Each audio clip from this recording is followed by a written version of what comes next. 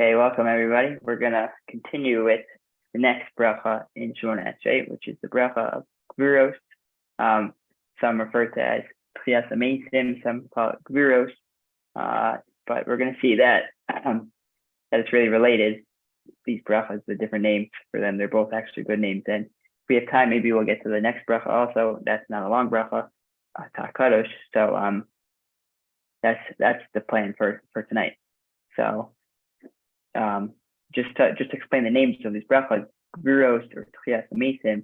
Tchias Hamesim means revival of the dead, and that's one of the names of the brachas because we're going to see that that's how the bracha ends, and that's really basically the theme of this bracha is the fact that God, that Kadosh Baruch Hu, that we are saying that He is the one who revives the dead, and then the other name for this bracha is Gvuros, which means all powerful. God is all powerful, and that's probably because the first words start with Ata Gibor. You are eternally all powerful, and so that's where that name comes from. So now just to go through the words of the tefillah. So tefillah again. This is going to be mostly through Rav Schwab, just because I feel like he has a very nice way of explaining each of the brachas and turning it from these translations of words, which is kind of hard to relate to, and putting it into meaningful understanding of tefillah. What we should be thinking as we're actually saying these words, as opposed to just a definition. So it says, "Ata Gibor le'olam Hashem, you are eternally all powerful, my master." That's the first phrase.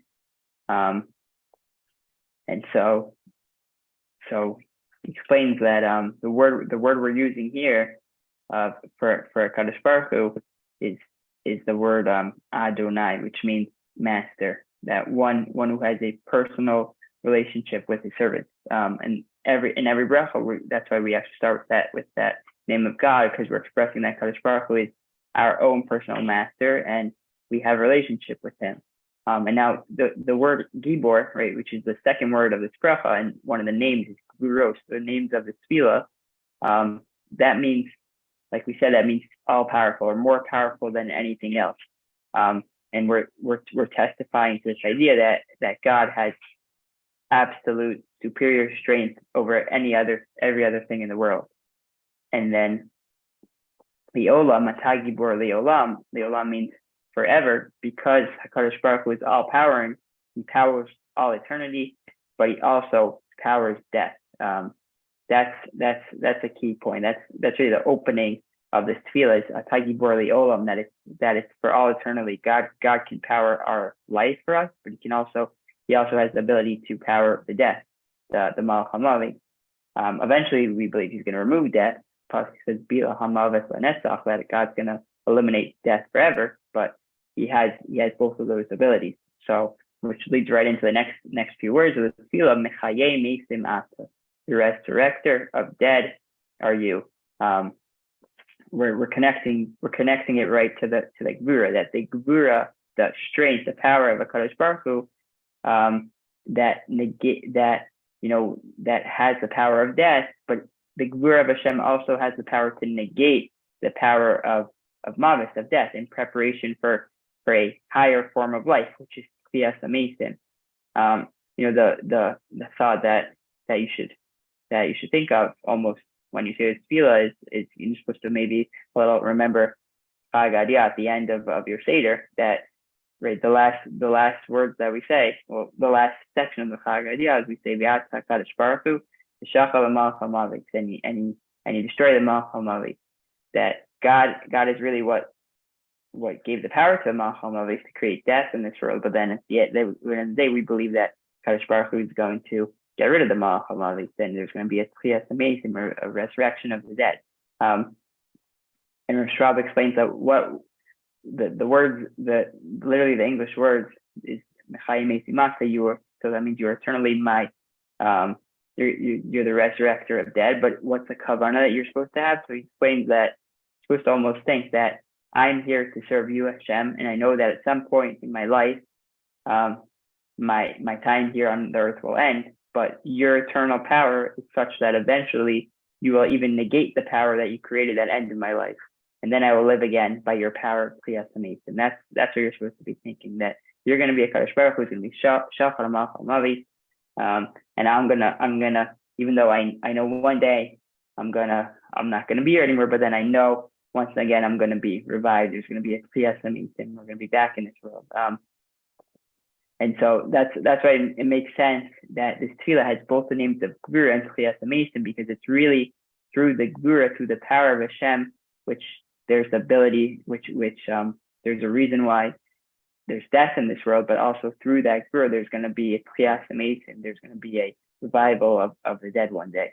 And the Malbim has an interesting point that he says that we said Atah twice. We said Atah Gibor Elam Hashem Mechayim Meisim Asa. Well, how come it says the word Atah twice? We know who we're talking to. Why do we need to say it 2 times? So he explains that in Navi there were different Naviim, Eliyahu, Elisha, who were able to revive people. They were able to do a Kriyas Hameisim. It wasn't an eternal Kriyas Hameisim, but it was a Kriyas Hameisim. They revived people for a short amount of time. But we're saying, even though that's true, it's only God, it's only a Kadosh Baruch Hu at the end of the day who was the one who gave them the strength to revive people. And also when Hashem reveals this, it's not going to be like their revival, it's going to be an eternal revival. We're going to live forever when that happens. The next words are Rab Lehoshia, the master of salvation. Rav explains from Rav Hirsch that Lehoshia comes from the word Yehoshua, which comes from the word Yesh, which means existence, that there is. So he says that therefore Kriyas Hameisim, Rab Lehoshia, the Kriyas Hameisim is going to give existence to all those who merit it. And he brings in from Rav Aaron Kotler that this powerful thought, almost a scary thought, that what does it mean that we're going to be deserving of Kriyas Hameisim or not? He says that it's a very scary thought, because you don't know when the day of judgment is going to be, but when it comes, God's gonna look at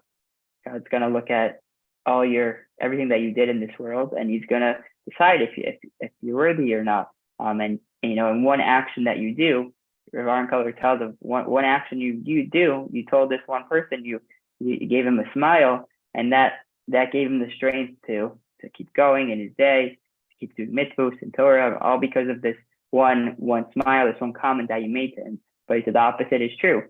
You could have said one terrible thing to this one person, and really you don't know the extent of your actions, and who knows how that could have affected him, his children, his grandchildren, etc. So even he says that even the tzaddikim, they're scared for the Yom Hadin, for this final day, because no one knows the extent of everything that they do and how it's gonna have a ripple effect. So that's how he explains Rabbi Yoshia. And then at this point in the tefillah, if we're saying Mashiach V'Rachim Rita Geshem, we mentioned here, if those who say Mori Tatal, we'll mention here. Those of us who don't say Mori Tatal don't say anything here. But we explained, we had multiple shares about it, but we explained that really that's a metaphor for the sustenance that God provides for us in this world. And to realize that it really all comes from the Kadosh Baruch Hu. The other thing is that this I never realized, that the Gemara in Brachos says that rain is mentioned here because it's equivalent to Kriyas Hameisim. And so Rav Schwab explains that when you think about it, that if you plant a seed in the ground, first it disintegrates, and then eventually it becomes saturated with rain and slowly begins to develop and sprout into the earth. That's how growing. So rain does. That's how plants grow.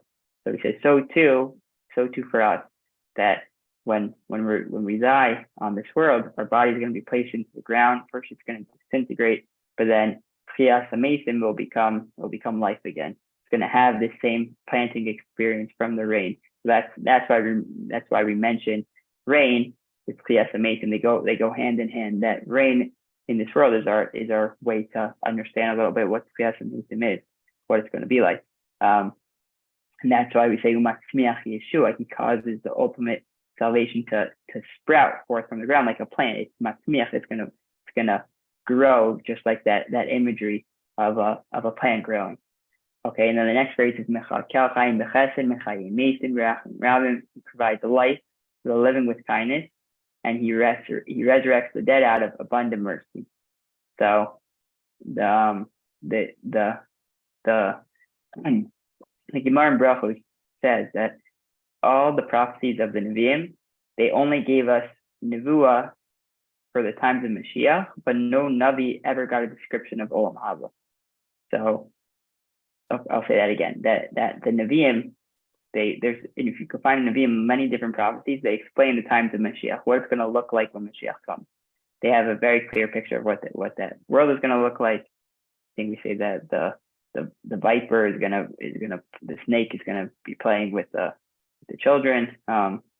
There's a lot of imagery about what that's going to be when Mashiach comes. But Olam Haba, there's no description of what Olam Haba is going to be. No one talks about that. There's no description about that.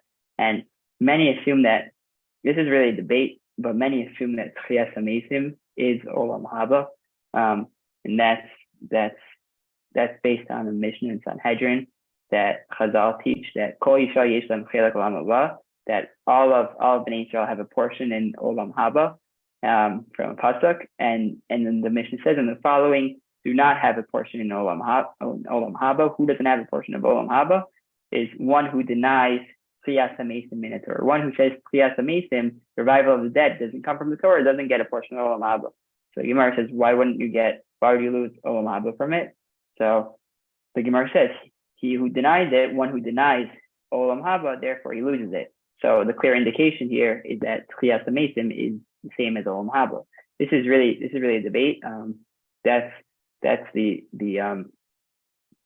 I think that's the sheet of, that's the opinion of the Ramban. I don't think the Rambam agrees to that. But so there is that idea. But anyways, that we'll come back to that in a point. Come back to that, but that's just for now. That just to understand that we don't really have this description of what Tchias HaMesim is. We don't really understand what it's not even the Nevi'im understand what it is. So just keep that in your brain. We're gonna come back to that, but for now, these actual words, so this is a nice point that the words, the adjectives kind of change here. That mechakel, that provides, goes for chaim b'chesed, and then mechayim mesim, regarding resurrecting the dead, that's b'rachamim rabim. That in English, that God provides sustenance to those who are alive, and to those who get a revival, right? Those who are mechayim mesim, they get rachamim rabim. They get great mercy. So what's the difference? Why is there this difference? So Rashab explains that mechakel, sustenance, comes from the word kale or kol or kilkala, which means to restrain or to contain, or even a basket, which is just a basket represents a limited amount. You can only put so much into a basket. And so he says that it means you get sustenance, but only a limited amount in this world. That's when you're alive. That he explains from the story of Yosef, by Yosef, that when Yosef was in Egypt and needed to provide food for his family, he sustained them. He gave them just enough for them to have food, but he didn't want to give them too much, so they didn't appear like they were having a luxurious life while the rest of the world is starving. So when it comes to this world, the Kadosh Baruch Hu, when we're alive, he sustains us with chesed, but he gives us what we need. That's why some people will have more than others, but that's okay because we are each sustained, right? Our baskets are each full. We don't each need the same size basket, but all our baskets are full. But that's it. They're full to the top and no more. They're not overflowing because God gives us what we need in this world. As opposed to when it comes to Tchias HaMesim, when he revives the dead, it's going to be done with Rachamim Rabim, absolute and unlimited kindness. So that's his point there. But now back to the point that we said before. What is it? What is Tchias HaMesim? Right? We said we can't really we can't really understand it. and even the Nevi'im didn't understand it. So this is I think very, very beautiful how he explains the rest of the tefillah, is that even though we can't understand Kriyas Amesim, the tefillah is gonna say, okay, what are the real life, real world examples of like where you can feel a little bit, you're getting a taste of Kriyas Amesim. So he says that's what the tefillah does. That the next words are somech noflin. He supports the falling. So explains that people experience, everyone has failures in their life. They go through struggles, they go through different things. And what happens, you think everything's going wrong for you, and then one day everything turns around. Where did that come from? That came from God, of course. Baruch Hu, he saved you, he supported you. So that's a little bit of Kriyas Amesim. The guy felt like he was almost dead a little bit, and came God and he resurrected him. Or the next one, Roey Herzfeld, someone who's seriously sick. He's on his deathbed. I think the Gemara says that someone who's sick is someone who's chosh of kames. He's thought of as he's dead. And God, we've all heard the stories of people who they said there's no chance of the person living, and miraculously they're saved. That's the degree of Kriyas Amesim in this world. Or the next one is Matir Asirim. He releases the confined, those who are in prison. Rav Schwab says, has there ever been a greater feeling of someone who's dead in this world than the people in the concentration camp, and came and they too were revived? What greater feeling of Kriyas Amesim was there in this world than when they were released from the camp? And all these things, though, we can't understand really what it means to have Kriyas Amesim, but we're getting this picture, this small image, like a flash of what Kriyas Amesim looks like from the world. That's what we're saying when we say these words. Additionally, this is, we say sleep. The Gemara says sleep is 1/60th of death. So too, if that's true, if sleep is 1/60th of death, then when we wake up, that's 1/60th of a Kriyas Amesim. And so that's why it makes sense that the halacha is, the Mishnah Berurah says that if you forgot to say Elokai Neshama, where you thank God for returning your soul back to you, and you said this bracha of Mechayim Mesim, you're potter, you don't need to say Elokai Neshama anymore, because this is to a degree the same theme that we're recognizing that. Okay, and then to just finish up the words, we say he maintains his faith for those who sleep in the dust, saying that Hashem is going to keep his end for those who deserve Kriyas Amesim. They're going to continue to live on. And actually notice that the words are Mekayim Emunaso Lishenei Afar. It says to those, normally we would think that we say Lishenei Afar, those who are sleeping in the dust, but it just says Lishenei Afar, those who are dust. So Rashab explains, because we know that we came from dust and one day we're going to return to dust. That we are the dust that's asleep in the earth. Who is like you, master of our strength? His strengths are giving life, they destroy life, and they destroy that which destroys life, right? That God gives us life in this world. He takes it away. He has the power to make the Malach HaMavet, and then he has also the power to be Shochet, to destroy the Malach HaMavet, which is going to come at Kriyas Amesim. Mido Malach, who can be compared to you? Shem, we can't really understand you. Still, Malach Memisim Mechaya, you're the same king who puts to death, also brings to life. That just as we're programmed to one day leave this world, we're also programmed to one day to return to the world. This pasuk says, "Ani amis ve'achayeh." The pasuk is Varim. I'm gonna put to death, and I'm gonna also bring to life. Umatzmiach Yeshua, the word that he makes salvation grow. We mentioned matzmiach comes from tzemach. It means it's like a plant. It's a slow process of growth. So the Medrash says that the Geula is gonna come slowly. That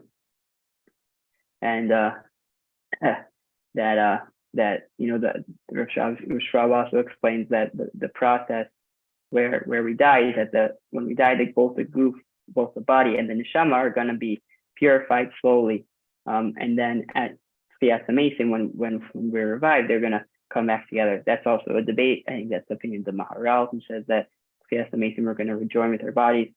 Some say that it's just going to be our soul. okay, there's a lot to talk about there, but that is, we're just giving you a taste of Tchias Mesim. And then we say V'nema Salach Ayus Misim, that you are faithful to resurrect the dead. And it's interesting that the Gemara says that it's right, the Gemara that we mentioned, those who deny Tchias Mesim. So it's not enough just to believe it, but we also need to believe that there are sources from the Torah that this is actually true. It's not just enough to say, probably happens. No, we need to believe that this is really in the Torah, to believe that there's going to be revival of the dead. Baruch atah Hashem, blessed be Hashem, resurrects the dead.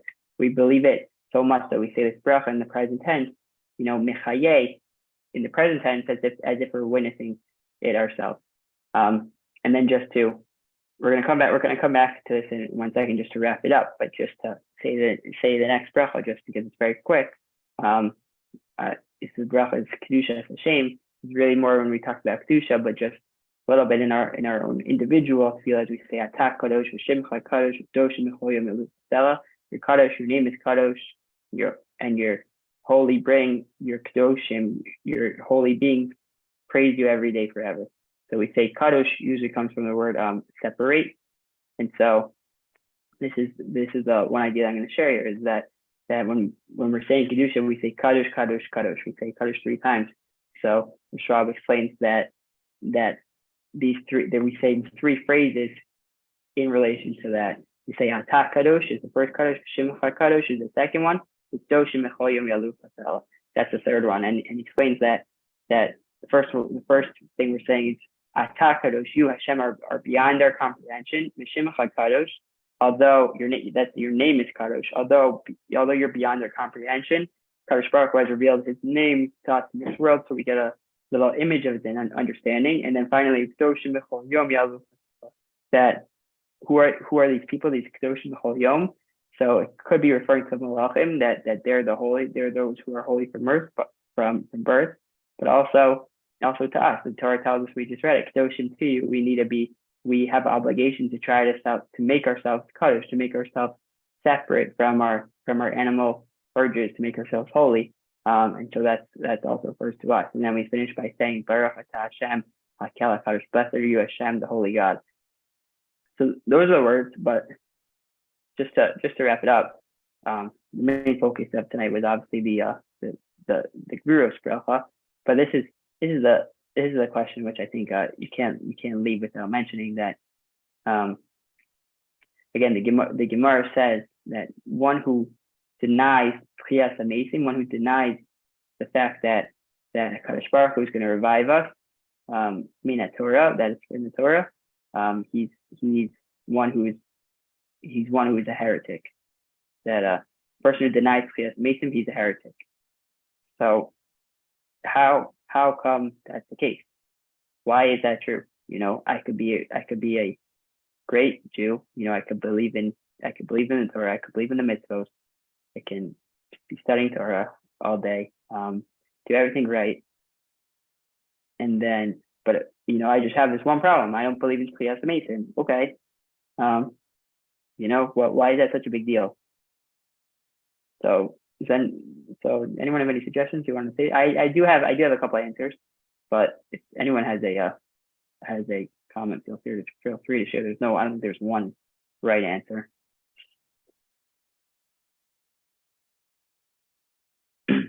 Okay, I'll give you my answer. You guys give your answers afterwards if you want. Up to you. But this is the answer that I heard from one of my rebbeim in YU. There's a small problem with this answer, but so that's why I'm going to give you 2 answers. But he explains that the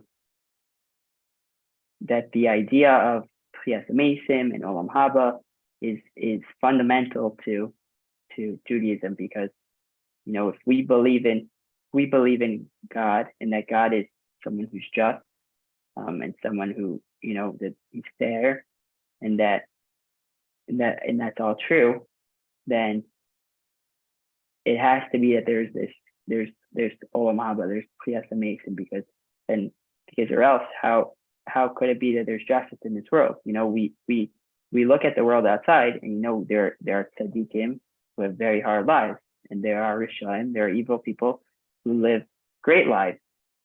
So it can't be just, right? If this world is the only thing that's it, right? It can't be that God is just if this is the only world that's it. In order for God to be just, we have to believe that there's another world. There's Olam Haba, there's Tchias Hameisim. And this is given by, this is the answer I heard from Rav Blank during the Rebbeim at YU. He actually has a lot of books about Machshava. These 2 books coming out, the 3rd book. I had the privilege of being in a Machshava class with him where we talk about Jewish thought. But that was the answer he gave based on the Yad Ramah. That was his answer. There's only one problem with his answer, which is that this only works if you understand that Tchias Hameisim is the same as Olam Haba. Right? There are those who disagree. They say Tchias Hameisim is not the same as Olam Haba, meaning that there's going to be this thing where there's going to be this, when we die, we're gonna go to Olam Haba, and then there's other event that there's going to be Tchias Hameisim where we're going to be revived. And this is all above my pay grade. I don't really fully understand this, but just on a basic level, like, okay, we need to believe in this, but like, why do we need to believe in it? We don't need to fully understand it, because if the Nevi'im didn't fully understand it, that means we definitely for sure don't need to understand it, but we need to believe in it. We need to believe it is true. We can believe it on a simple level, but it's still important to explain and think about why it's important that we believe it. So his answer is really good if you assume Olam Haba is Tchias Hameisim. But if Olam Haba is not Tchias Hameisim, then I could believe in Olam Haba, right? But okay, why is it true that I need to believe that there's going to be a Tchias Hameisim as well? So this is so I asked this question to a different Rebbe. Actually, one of their Rebbeim, there was from Rabbi Reichman. He's a rabbi in Englewood, but he was in YU today. So I asked him. I said, what if Olam Haba is not the same as Tchias Hameisim? Why do I need to believe in Tchias Hameisim? So he said, because his answer that it's also a fundamental belief that God gives good to this world. That God gives good, basically. And so if you don't believe that we're gonna live in this world again, where it's good, where we see a Kadosh Baruch Hu's chesed and his greatness in this world, not just in Olam Haba, but in this world, then that's a chisaron, that's a weakness in your belief of God, in your faith of a Kadosh Baruch Hu. You have to believe that He's going to make this world good too, not just Olam Haba. That was his explanation. And I don't think these are the only answers. I think these are some of the answers where but the goal is just to, at the end of the day, the goal is to just believe it. You don't need to understand fully how it works or why it works, but if you believe that it does work, that I think is the most important thing.